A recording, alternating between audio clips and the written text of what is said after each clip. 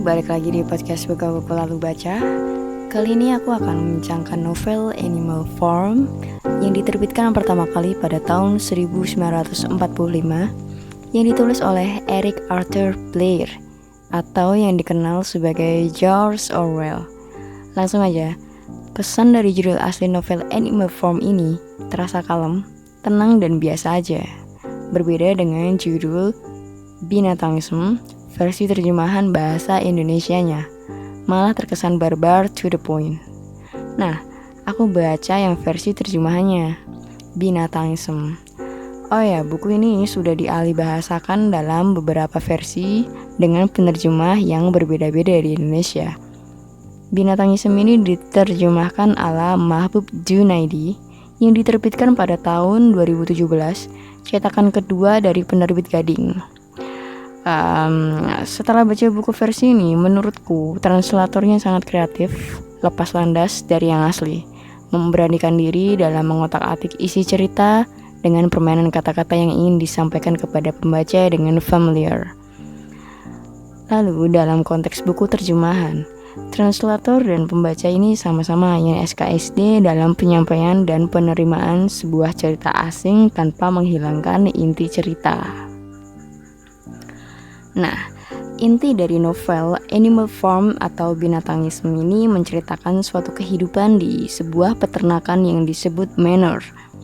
Pemiliknya adalah seorang manusia yang bernama Jones dengan beragam jenis binatang ternak yang ia miliki. Suatu ketika salah satu hewan ternaknya mencoba memberontak, yakni seekor babi tua renta, yakni Major, tidak terima dengan keadaan hidupnya yang tidak mengenal bahagia. Lantas mengorganisir semua hewan yang ada di peternakan untuk mengusir Tuan Jones. Setelah berhasil mengusir Jones, peternakan manor dipimpin oleh sekumpulan babi-babi cerdas, lalu mengatur semua kegiatan yang ada di peternakan. Keberagaman karakter yang dieksplorasi George Orwell begitu sangat kaya dan menarik di dalam novel ini, seperti boxer, kuda gagah, kuat tapi bodoh dan mudah untuk dibohongi, serta Moses, si burung gagak yang suka mengiming-imingi gunung permen yang utopis bak surga bagi hewan-hewan yang kelak akan meninggal.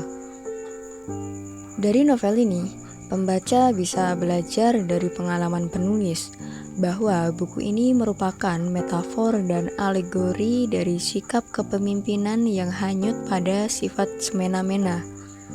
Bahkan, ritme cerita nggak tanggung-tanggung dalam mengilustrasikan sebuah peristiwa dengan kemasan yang sulit diterima nurani, menonjolkan tindakan keserakahan, kelicikan, tipu daya, curiga, dan lain seterusnya untuk tetap memegang kendali kekuasaan mendominasi, untuk mempertahankan kepemimpinannya dengan cara memanipulasi kesadaran rekan-rekannya sendiri, agar patuh, nurut, kerja keras tanpa belas kasih dalam mengeksploitasi rekan-rekannya, hingga hasilnya pun ikut dikorup. Meskipun kepemimpinan yang berlangsung sudah beberapa kali berganti, hal-hal seperti itu tetap terjadi. Nah, dari novel ini, ada kalimat yang menarik untuk diikut sertakan dalam podcast ini, meskipun penuh propaganda dan menyalahgunakan bahasa. Jadi di dalam novel ini, bahasa merupakan senjata untuk kepentingan diri sendiri. Kalimat ini berupa puisi yang dibuat oleh seekor babi bernama Minimus. Bunyinya seperti ini. Sahabat para piatu, air mancur kebahagiaan. Kau pembersih segala celah. Dadaku membara memandang wajahmu, bagaikan mentari di langit biru. Kaulah itu sahabat Napoleon. Kau curahkan sayang untuk semua. Kau isi perut dengan segala. Tiap hewan kecil atau dewasa tidur nyenyak dalam kandangnya. Kau jaga dengan perkasa.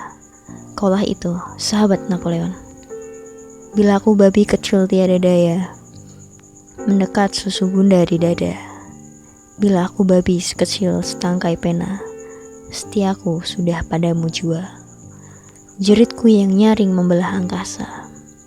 Hiduplah di kau, sahabat Napoleon. Ya, jadi seperti itu puisinya. Puisi itu digunakan oleh sekumpulan babi-babi untuk mengkonstruksi semua binatang yang ada di peternakan agar terus bergantung pada Napoleon, karena dia yang memimpin peternakan itu. Oke, cukup sekian untuk podcast kali ini.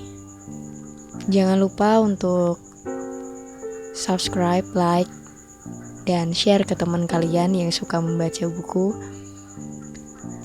Dan semoga bermanfaat. Selamat mendengarkan dan terima kasih.